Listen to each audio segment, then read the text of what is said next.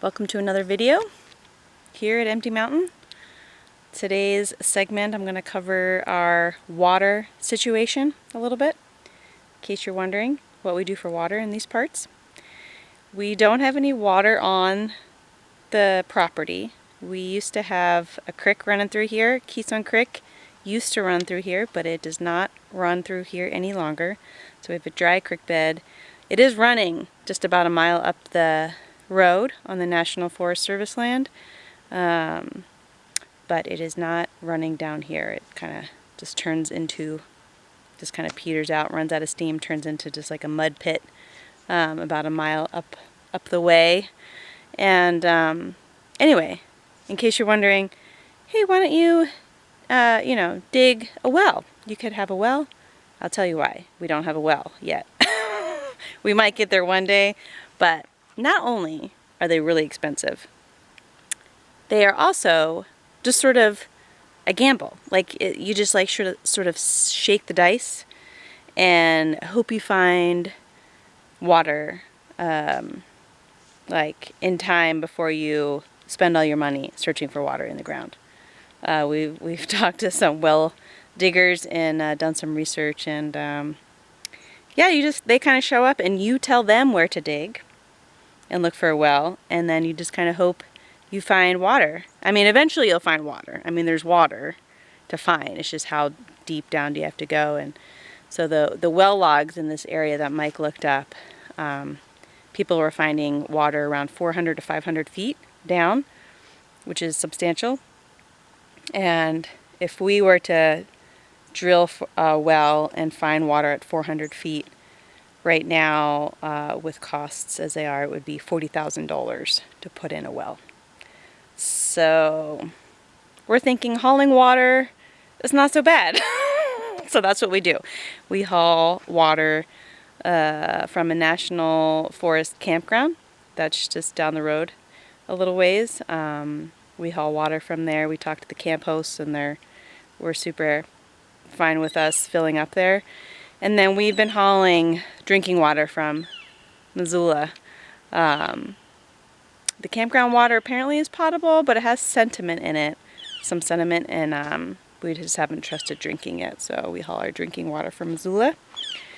And between our 5-gallon buckets and like collapsible plastic water jugs we can get about a little around over 40 gallons of water in one trip with our truck. So, you know, it takes me half an hour. I can do it by myself, fill up the water, come back, and stick it in our 50-gallon jug right here.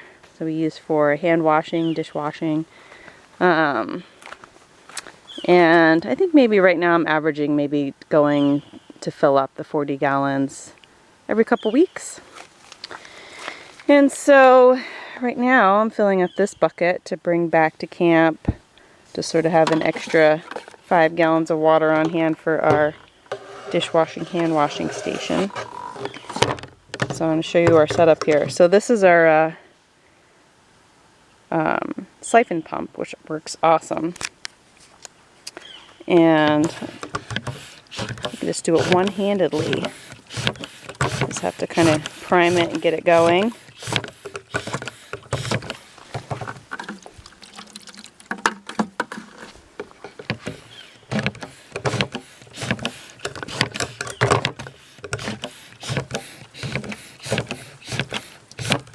Okay, it's not working as well one-handedly because I'm trying to film. Ah, hilarious. Okay, we're going to do, let's see. Okay, we're going to hold this. Oh, you know what I just realized.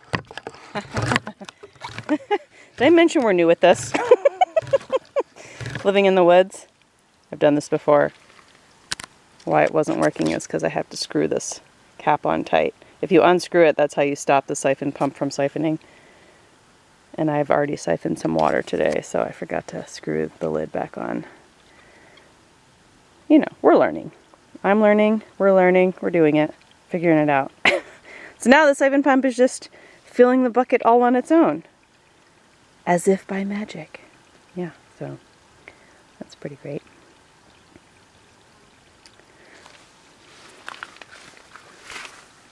So in case you're wondering, we also fill this 50-gallon tank with the siphon pump going the opposite way. So we fill these buckets up in our other containers at the campground, and then we put the buckets up here, put the siphon pump in the bucket, and then we can siphon into the big jug there.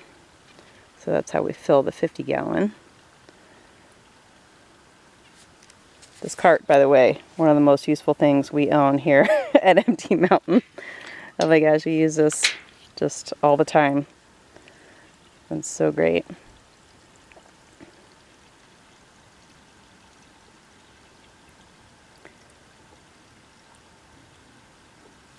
So this is our water setup, and it works pretty great. I'm sure we will graduate into something larger and more robust down the line, but right now, you know, we're just starting where we're at. Our humble beginnings here, keeping it simple, and this bucket's almost full, so to unscrew the cap, and then magically it stops running.